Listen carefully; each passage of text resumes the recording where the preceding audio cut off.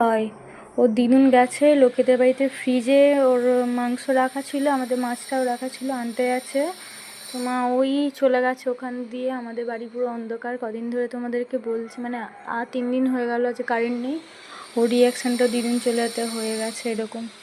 ডাকো ডাকো ডাকো ডাকো ডাকো ডাকো।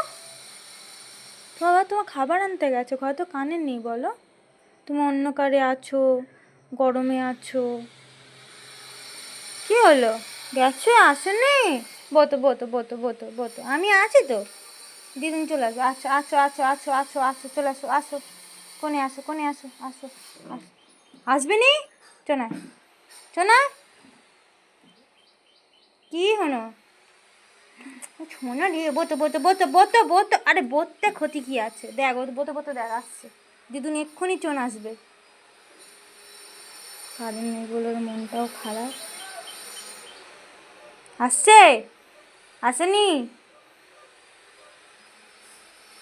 কই গো, তোর দিদুন কই? ও তো খাবার আনতে গেছে বলো। তো খাবার ঘরে থাকলে আনতে তো। তোমার জন্য ফ্রিজে খাবার রেখে দিয়েছে, লোকেদের ফ্রিজে। কি করবে এখন? কারেন্ট নেই তো কী করবে বাবা? কর্ত কর, সব করে দেবো তোর। কারেন্ট করতেও যাবে না, ঠিক আছে? হুম।